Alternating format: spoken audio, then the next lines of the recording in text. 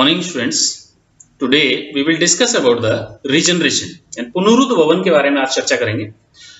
Regeneration में हम ये पॉइंटों को टच करेंगे। सबसे पहले introduction, type of regeneration, regenerative ability in animal kingdom, mechanism of regeneration, factors affecting regeneration and conclusion. तो सबसे पहले इंट्रोडक्शन, रीजनरेशन क्या है? Regeneration is an English term which is made up of two words. Re means further and generation means production of animals. The term regeneration may be defined as the natural ability of living organism to replace or repair damaged, lost or worn out parts of the body or to reconstitute the whole body from a small fragment is called regeneration. तो regeneration एक ऐसी प्रक्रिया है जिसमें खोए हुए या क्षतिग्रस्त अंगों को पुनः प्राप्त किया जाता है अथवा किसी ऑर्गन से पूरी बॉडी को प्राप्त किया जाता है। इस प्रकार की जो क्रिया होती है उसे रीजनरेशन कहते हैं। और दूसरे शब्दों में, हम सिंपल शब्दों में हम ये कह सकते हैं कि regeneration is the process by which damaged part और lost part of the body are replaced और रिपेयर्ड और रीस्टोर्ड। यानी क्षतिग्रस्त अंगों को दोबारा से प्राप्त करने की जो विधि है, जो एबिलिटी है, जो योग्यता है, उसे रीजनरेशन कहते हैं। All the animals have the basic property to heal और to repair the damage part of the body. सभी प्राणियों में अपने क्षतिग्रस्त अंगों को या घावों को भरने की क्षमता पाई जाती है। It is the developmental phenomenon occurring during the post embryonic period already formed और फंक्शनल एनिमल्स।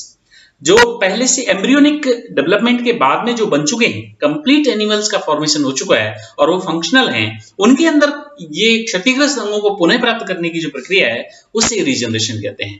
एम्ब्रियोनिक जो डेवलपमेंट है उससे थोड़ी डिफरेंट होती है। It involves all those fundamental processes including the cell proliferation, cell movement, morphogenesis, histogenesis and growth which occur during the ontogenic development. वो सारी प्रक्रियाएं इसमें भी शामिल होती हैं जो भ्रूणीय विकास के दौरान होती हैं, जैसे कि सेल का विभाजन होना, सेल प्रोलिफरेशन होना, सेल का मूवमेंट, कोशिकाओं की गति होना, मॉर्फोजेनेसिस यानी शेप का निर्माण होना, अंगों का निर्माण होना, हिस्टोजेनेसिस ऊतकों का निर्माण होना एंड ग्रोथ और वृद्धि होना, ये सारी चीजें इसमें भी शामिल होती हैं। Regeneration is differ from embryonic development mainly in two aspects. Number one, a cell is give rise to regenerate or usually not pluripotent। जो रीजनरेट के बाद में जो सेल बनती हैं वो प्लूरिपोटेंट नहीं होती, बहुक्षम नहीं होती हैं। और दूसरा ये है कि physiological environment under which the regeneration occur is different from the embryonic environment. जो रीजनरेशन का एनवायरनमेंट है, फिजियोलॉजिकल एनवायरनमेट है, वह एम्ब्रियोनिक एनवायरनमेंट से बिल्कुल डिफर होता है, क्योंकि वो गर्भाशय के अंदर होता है और ये बाहर, शरीर के बाहर होता है, खुले वातावरण होता है। Anyway, the fundamental level of both regeneration and ontogenic development are epigenetic process, that is, they involve gene expression and programming both। यानी दोनों में ही, रिजनरेशन में भी और भ्रूणीय विकास दोनों में ही जीन एक्सप्रेशन और प्रोग्रामिंग, उनकी प्रोग्रामिंग दोनों में शामिल होती है। यानी बेसिक जो चीजें, फंडामेंटल चीजें, वो दोनों में एक समान होती है। अब इसके जनरल कैरेक्टर्स हैं। General characters of regeneration are as follows. The regeneration is the reawakening of the morphogenetic process. जो मॉर्फोजेनेटिक प्रोसेस है उसको दोबारा से जागृत करना ही रीजनरेशन है। In this process cells become de-differentiated and then re-differentiated। This phenomenon is called metaplasia। सबसे पहले जो विभेदित हो चुकी जो कोशिकाएं वो अविभेदित होती हैं, उसके बाद में पुनः विभेदित होती हैं। यानी कि जो उनको टारगेट मिल गया, यानी डिफरेंशिएटेड जो सेल हैं, जो एक बार बन चुके हैं, उसके बाद में वो अपने फेट को पुनः भूल करके दोबारा से नया फेट जनरेट करते हैं। उसे, इस प्रकार की जो क्रिया है, उसे, इस फिनोमिनन को मेटाप्लासिया कहा जाता है। The process start only after the accidental और डैमेज। ये जो रीजनरेशन की प्रोसेस है वो किसी एक्सीडेंट या डैमेज के बाद ही स्टार्ट होती है, सामान्यतः नहीं होती। Power of regeneration is different among different animals. अलग अलग प्राणियों में रीजनरेशन की पावर अलग अलग होती है। In higher vertebrates the ability of regeneration decreases as they grow. तो वर्टिब्रेट्स जो होते हैं वो जैसे जैसे बड़े होते हैं वैसे ही उनमें रीजनरेशन की जो एबिलिटी है वो धीरे धीरे कम होती जाती है। यानी बाल्यावस्था में, शैशवावस्था में जो थोड़ी ज्यादा होती है और जैसे जैसे वृद्धावस्था की ओर जाते हैं वैसे वैसे कम होती जाती है, एज के साथ कम होती है। The power of regeneration is different in different parts of the body of the same species. एक ही प्रजाति के या एक ही जंतु के भिन्न भिन्न अंगों के अंदर भी अलग अलग रीजनरेटिव कैपेबिलिटी पाई जाती है। अब टाइप ऑफ रिजनरेशन, बेसिकली जो रिजनरेशन है वो उसको दो भागों में बांटा गया है, एपिमॉर्फोसिस और मॉर्फोलैक्सिस। एपिमॉर्फोसिस is the replacement of lost part of the body, growth and redifferentiation of the cells, or the regeneration of a vertebrate limb. If the 10% part is cut, it is recovered by remaining 90% of the body. यानी कि छोटा भाग cut करके अलग हो जाए तो उस छोटे भाग को रिजनरेट पुनः प्राप्त कर लेना एपिमॉर्फोसिस कहलाता है। और इसके अपोजिट मॉर्फोलैक्सिस क्या है? मॉर्फोलैक्सिस है this is the regeneration of new individual from the lost part, minute lost part, यानी छोटे भाग से पूरे बड़े एनिमल को प्राप्त कर लेना, ये मॉर्फोलैक्सिस कहलाता है। ये मॉर्फोलैक्सिस की जो प्रक्रिया है वो बहुत ही अद्भुत है अपने आप में, और ये छोटे जो एनिमल हैं, जो हाइड्रा है, जैसे कि सिलेंट्रेट है, पॉरीफर्स हैं और प्लेनेरिया है, इनके अंदर ही पाई जाती है। इसमें अगर 10% बॉडी का पार्ट है तो वो बढ़ करके 90% पार्ट को कवर कर लेता है, रीजनरेट कर लेता है। इस प्रक्रिया को मॉर्फोलैक्सिस कहा जाता है। Morphallaxis involves the reorganisation of various parts और new organism from few cells of the body. कुछ कोशिकाओं से ही नए ऑर्गेनिज्म का निर्माण हो जाता है, जैसे a whole sponge can form from the few archeocytes, or complete new hydra can be formed from a piece of 1 to 200th part of hydra। एक 200वें भाग, हाइड्रा के 200वें भाग से भी एक नया हाइड्रा जनरेट हो सकता है। Morphallaxis is seen only in the lower animals. ये जो चीजें है वो लोअर एनिमल्स में ही देखने को मिलती है। रिजनरेशन एबिलिटी इन एनिमल्स, अब अलग अलग ग्रुप्स के अंदर रिजनरेटिव कैपेबिलिटी किस प्रकार की होती है ये इसका हम अध्ययन करेंगे। तो the ability regenerate lost part is present through out animal, सभी एनिमल किंगडम में पाई जाती है, बट द वेरियस एक्सटेंट, अलग अलग क्षमता के आधार पर पाई जाती है। It may involve the damaged cells, healing of wounds, complete replacement of lost organ। इनमें भिन्न-भिन्न प्रकार की चीजें शामिल है। सबसे पहले लेते हैं प्रोटोजोआ में। Protozoa can regenerate even from the very small segment if they contain the part of nucleus or ectoplasm and endoplasm। अगर किसी लॉस्ट पार्ट के अंदर एंडोप्लाज्म एंड एक्टोप्लाज्म और न्यूक्लियस का भाग अगर है तो वह लॉस्ट पार्ट पूरे एनिमल को बना लेगा। वैसे तो प्रोटोजोन एक सिंगल सेल ही एनिमल होते हैं, लेकिन वो सिंगल सेल को भी अगर उसका डैमेज पार्ट है, वो डैमेज पार्ट उसमें अगर ये तीनों चीज हैं तो वह नया एनिमल बना लेता है। In them the morphallactic regeneration in many ciliates, जैसे कि Stentor, Blepharisma, Spirostomum, ectoplasm play an significant role in the process of regeneration. इनमें एक्टोप्लाज्म बहुत ही अहम रोल अदा करता है। पॉरीफेरा में, पॉरीफेरस के अंदर जो स्पंज है, उन स्पंज की आर्कियोसाइट होती है अनडिफरेंशिएटेड सेल्स। वो आर्कियोसाइट एक नया स्पंज बनाने में सक्षम होती हैं, वो प्लूरिपोटेंट सेल्स होती हैं। यानी regeneration is quite pronounced in sponge, बहुत ही अच्छी प्रकार का पाया जाता है स्पंज के अंदर। Whole organism can be reconstituted from a few undifferentiated archaeocytes. Small segment of isolated cell including pinnoocyte, coinocyte और archeocyte can form the whole body। पूरी बॉडी को बनाने में सक्षम होती हैं। सिलेंट्रेटा की बात करें तो सिलेंट्रेटा में रीजनरेशन में एक एक्सपेरिमेंट किया ट्रैम्बले ने 1744 में, कि हाइड्रा को सेवरल पीसेस में कट कर दिया गया, तो प्रत्येक जो पीस है वह नया हाइड्रा में कन्वर्ट हो गया। यानी regeneration lost part and develop a whole new individual, जो लॉस्ट पार्ट है वो नया इंडिविजुअल बना लिया। The body parts usually retain their polarity in the original with the oral end and the developing tentacles and aboral end or basic disc। जो नया regenerated animal है उसके अंदर पोलैरिटी मेंटेन रहती है, यानी आगे के भाग से आगे का भाग बनता है, पीछे के भाग से बेसल डिस्क और एबोरल एंड उनमें बने रहते हैं, यानी पोलैरिटी उनमें मेंटेन होती है। If the head of hydra is split into two or the part is slightly separated, it results into a Y-shaped hydra or two-headed hydra or two-headed individuals having two mouths, two sets of tentacles। यदि hydra को बीच में से मुंह को थोड़ा सा cut लगाकर अलग अलग कर दिया जाए तो प्रत्येक दो भाग जो हैं उसमें दो मुंह बन जाते हैं। प्रत्येक भाग जो है वो अपने कंपनसेटरी भाग को कंपनसेट करके और नया मुंह बना लेता है, यानी एक हाइड्रा में दो मुंह बन जाते हैं। उसमें दो हाइपोस्टोम होंगे, हाइपोस्टोम के चारों तरफ दो दो टेंटेकल होंगे, तो वाई शेप का हाइड्रा इसमें बन जाता है। इनमें अगर इन एनिमल्स के अंदर जैसे हाइड्रा है, प्लेनेरिया है और ये एनेलिड है, ये स्टारफिश है, ये आर्थ्रोपोड हैं, ये लिजर्ड्स हैं और ये एम्फीबियन है, ये लिजर्ड्स हैं, इनके अंदर ये लाल रंग की जो लाइन दिखाई गई है, ये लाइन इनको कट करने के बाद में रीजनरेटिव कैपेबिलिटी दिखाई गई है। यहाँ से कट करने पर ये इतना भाग इनका रीजनरेट हो सकता है। तो ये बीटल्स का टांग रिजनरेट हो सकती है, एम्फीबियन की टांग रिजनरेट हो सकती है, और छिपकलियों की पूंछ रिजनरेट हो सकती है। ये इस प्रकार की रिजनरेटिव कैपेबिलिटी इनमें पाई जाती है। जैसे कि होल बॉडी, प्लेनेरिया के अंदर होल बॉडी को बनाने की क्षमता पाई जाती है। लिजर्ड्स के अंदर एक टांग को बनाने की क्षमता पाई जाती है, और कुछ एम्फीबियंस के अंदर लिवर को या हार्ट को बनाने की क्षमता पाई जाती है। टिश्यूज को रीजनरेट करने की कैपेसिटी इनमें एपिडर्मिस, गट लाइनिंग इनमें पाई जाती है। और कुछ एनिमल्स के अंदर एक्सोन और मसल फाइबर्स और न्यूरॉन्स इनको रीजनरेट करने की कैपेसिटी पाई जाती है। अब प्लेनेरिया की बात करें तो प्लेनेरिया जंतु जगत का सबसे हाईएस्ट रीजनरेटिव एनिमल, जिसके हर एक पार्ट यानी 279वां भाग भी उसका एक नया एनिमल बनाने में सक्षम होता है। इतनी खतरनाक स्तर की रीजनरेटिव कैपेबिलिटी प्लेनेरिया के अंदर पाई जाती है। Planaria exhibit an extraordinary ability to regenerate lost body parts. For example, a planaria split in lengthwise or crosswise will regenerate into the separate individuals. In one experiment, T.H. Morgan found that a piece of corresponding to the 1/279th part of a planarian fragment, which with a few of 10,000 cells can successfully regenerate into a new worm within 1 or 2 weeks. 1 या 2 सप्ताह के अंदर, यानी लगभग 10,000 कोशिकाओं से बना हुआ एक छोटा सा टुकड़ा प्लेनेरिया का भी नया प्लेनेरिया बनाने में सक्षम होता है। ये टीएच मॉर्गन ने साबित किया। प्लेनेरिया को इस प्रकार से अगर बांट दिया जाए तो प्लेनेरिया में भी इस प्रकार से मल्टी हेडेड प्लेनेरिया बन जाते हैं। इसमें कट लगा करके छोड़ दिया जाए तो इस प्रकार से मल्टी हेडेड प्लेनेरिया बन सकते हैं।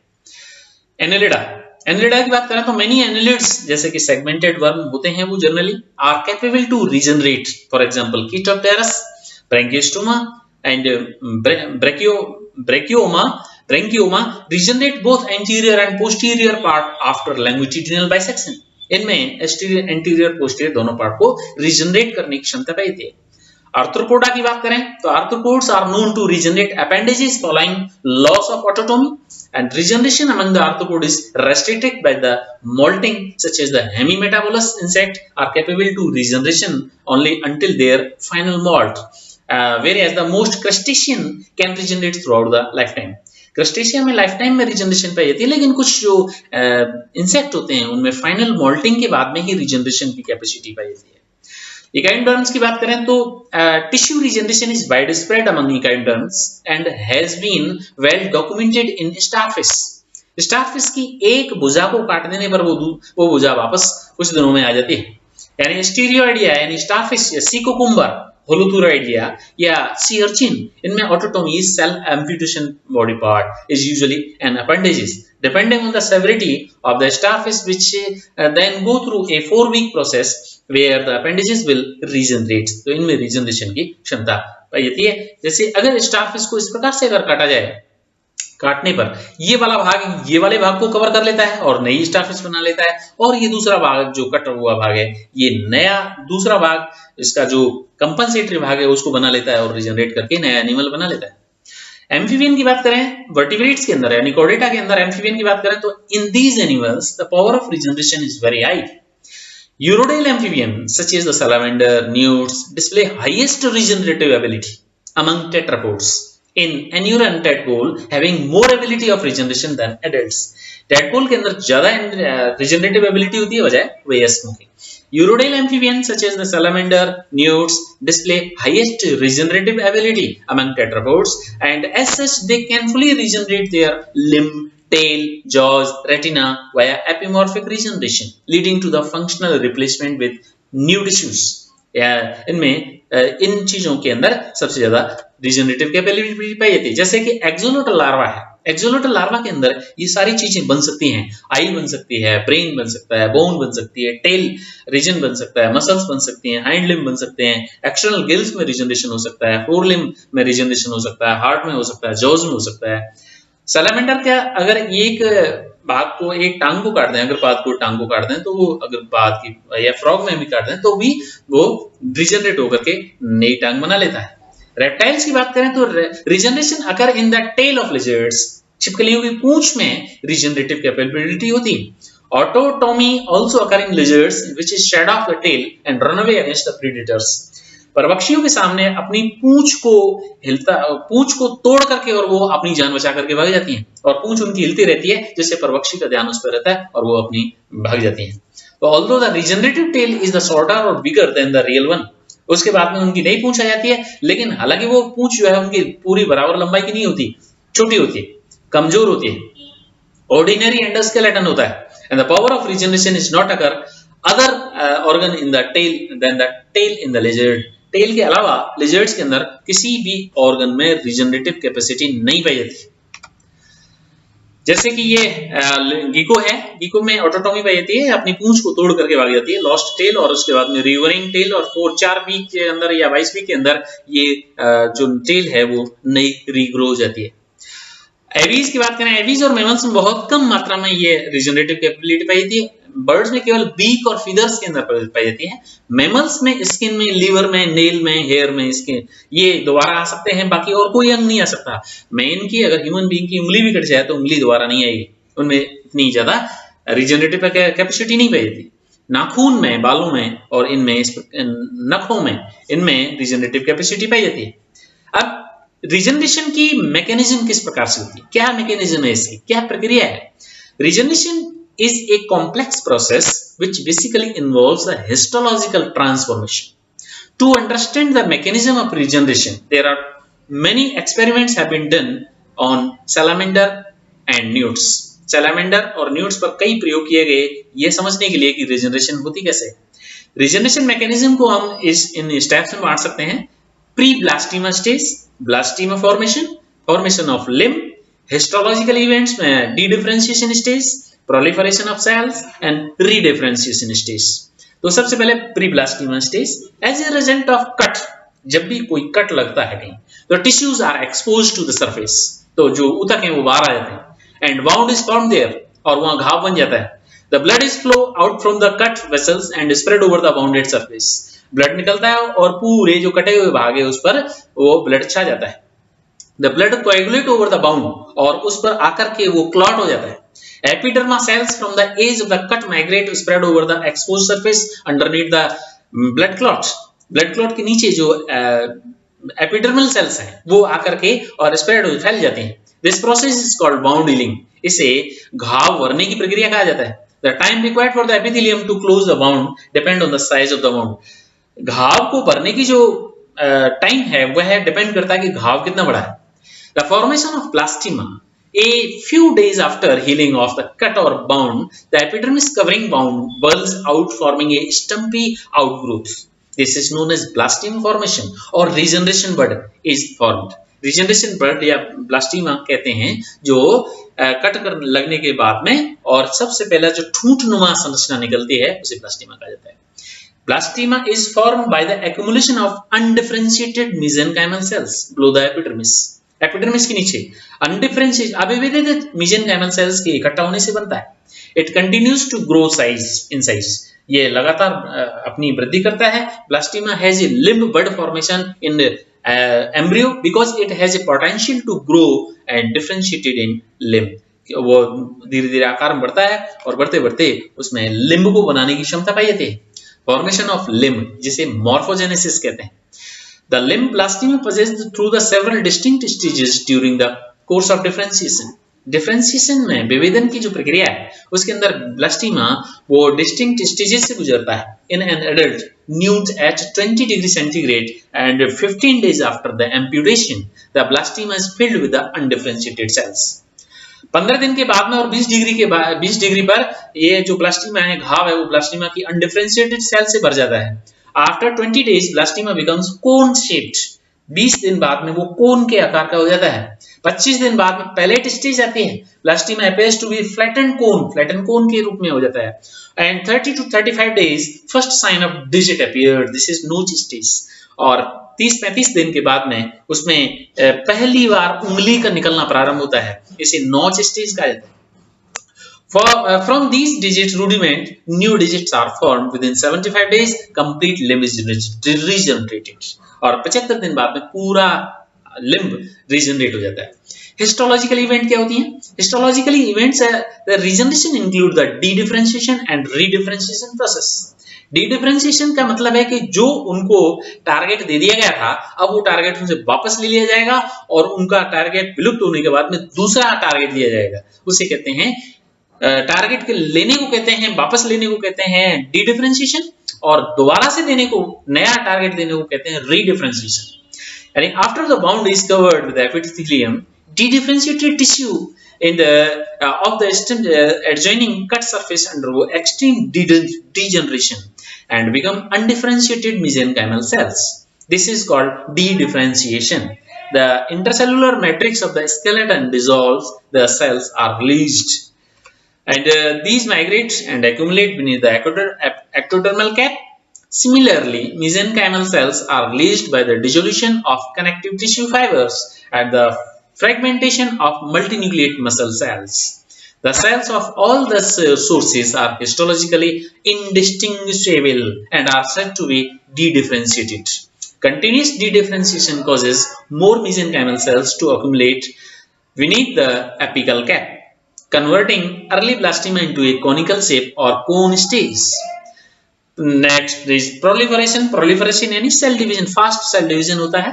When the blastema reaches certain size, the process of de-differentiation stops.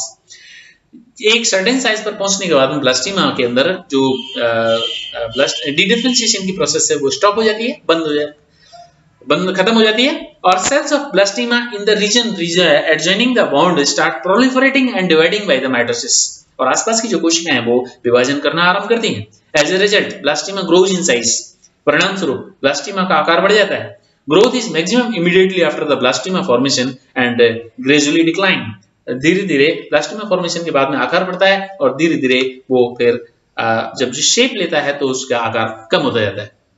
उसके बाद में री-डिफरेंशिएशन, यानी कि उनको टास्क दोबारा से देना, दोबारा किसी चीज को टास्क देना, उसका टास्क, पहले का जो टास्क है वो वापस लेकर के उनको पुनः टास्क देना, वो री-डिफरेंशिएशन कहलाता है.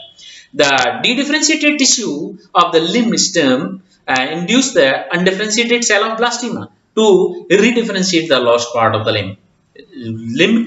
लिम्ब को बनाने के लिए उन कोशिकाओं को जो आकर के इकट्ठी हुई हैं उनको नया टारगेट दिया जाता है, नया डिफरेंशिएशन किया जाता है, उसे री-डिफरेंशिएशन कहते हैं. कोन स्टेज से आरंभ होती है और नॉर्मल साइज के बनने तक ये री-डिफरेंशिएशन की क्रिया चलती रहती है. इट इज एविडेंट, ये प्रमाणित है कि initiation of re-differentiation comes from the pre existing limb tissues.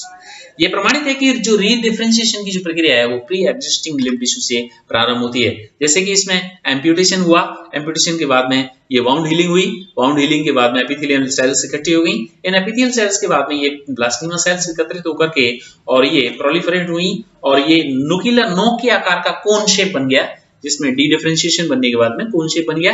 उसके बाद में री-डिफरेंशिएशन शुरू हुआ और ये आकर के इसका आकार बढ़ता गया, बढ़ते धीरे डिजिटल नोच स्टेज में आया, नोच स्टेज से फिर डिजिट स्टेज यानी डिजिट्स बन गई. तो इस प्रकार से ये सीक्वेंशियल प्रोसेस है सैलामेंडर के लिम्ब की रीजनरेशन की. उसके बाद में फिजियोलॉजी क्या है इसकी रीजनरेशन की, क्या क्या फिजियोलॉजिकल चेंजेस होते हैं. तो metabolic activities of the regeneration divided into two classes, the catabolic activities and anabolic activities. सबसे पहले catabolic activities. Catabolic activities वो होती हैं जिसमें चीजों का deterioration होता है, disintegration होता है. The early phases of de-differentiation is the period of destructive metabolic activities. The destructive metabolic activities क्या क्या हैं, जैसे कि पहला है increase in the proteolytic enzyme activities. Cathepsin and dipeptidase, ये प्रोटियोलाइटिक एंजाइम है, इनकी एक्टिविटीज में वृद्धि होना ये एक कैटालाइटिक एक्टिविटी है. And this destroy cells damage due to the amputation and cut the intracellular surfaces. ये कोशिकाओं और टिश्यूज को डैमेज करने का काम करते हैं. Increase in free amino acids almost doubled, जो 16.8 थे वो 35.1% उनका अमीनो एसिड्स का इंक्रीज हो जाता है सामान्यतः उस स्थान पर. Respiratory quotient is fall abruptly, reaching the 0.57 due to the incomplete oxidation. ये जो ऑक्सीडेशन की इनकम्प्लीट ऑक्सीडेशन की वजह से RQ एकदम से कम हो जाता है. रेस्पिरेटरी क्वोशिएंट यानी श्वसन नियतांक कम हो जाता है. Accumulation of lactic acid due to the anaerobic glycolysis. Accumulation of lactic acid is the degenerating tissue is the next characteristic feature. And cytochrome oxidase show a lower level of respiratory enzyme during the regeneration. Oxygen consumption falls, oxygen का जो उपयोग है वो कम हो जाता है, lowering pH due to the catabolic activities, और पीएच कम हो जाती है। अब एनाबोलिक एक्टिविटीज कौन सी है? एनाबोलिक मींस जिनमें कंस्ट्रक्शन होता हो, जिनमें नई चीजें बनती हों, यानी इंक्रीज ऑक्सीडेशन, पहला है increase oxidation during the process, oxidation जो ऑक्सीकरण की प्रक्रिया है वो बढ़ जाती है, return to normal pH, pH normal आ जाती है, इंक्रीज रेस्पिरेटरी कोएफिशिएंट, और रेस्पिरेटरी जो कोएफिशिएंट जो कम हो गया था वो वापस बढ़ जाता है, और decrease amount of lactic acid की मात्रा बढ़ जाती है, increase amount of RNA and size of nuclei increases, RNA और न्यूक्लियाई की साइज बढ़ जाती है। इस प्रकार से ये जो क्रिया हैं वो बढ़ती जाती हैं, और ये this is the regeneration in the cellular limb and the development of nephron within the escaped metanephros involve an incorporation into the end of the mesonephric tubules. The maintenance of the persistent blastomemal population allows the structural repair via continued nephrogenesis. वृक्क निर्माण की जो क्रिया है वह इसमें दिखाई गई है। Development of nephron in the mammalian metanephron utilizes the mesenchyme to epithelium transition. Epithelium transition से ही ये मेटानेफ्रॉन्स का विकास होता है, और किडनी में जो भी स्ट्रक्चरल जो उसकी चीजें हैं उनका विकास होता है। लास्ट में फैक्टर्स अफेक्टिंग रीजनरेशन, रीजनरेशन को प्रभावित करने वाले कौन कौन से कारक हैं? Regeneration ability may be altered by the following factors. Number 1, temperature. Temperature is the most important factor which affect the ability of regeneration. As the temperature increases up to the certain limit accelerates the process of regeneration. The low temperature slow down the regeneration and diminish the regeneration completely, while the high temperature increases the rate of regeneration. Oxidation in hydroid colonies, the length of hydroid blastema increases with the increased concentration of oxygen. Hydroid colonies के अंदर जो ब्लास्टीमा की size है वो increase होती है बढ़ते हुए ऑक्सीजन कंसंट्रेशन के साथ। तीसरा है radiations. If the blastema is exposed to X-ray it fails to regenerate.